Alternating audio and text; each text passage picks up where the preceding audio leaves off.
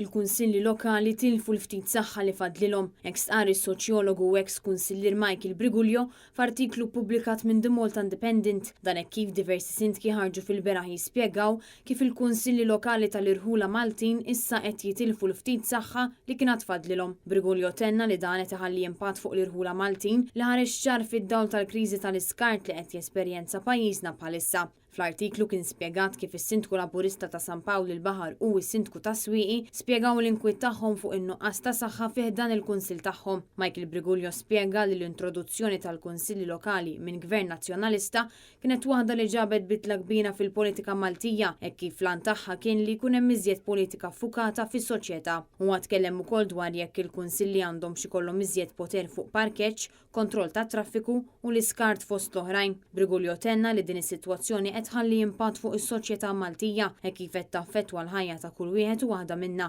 speċjalment il-kriżi tal-iskart u l-ħmiġ fit-toroq.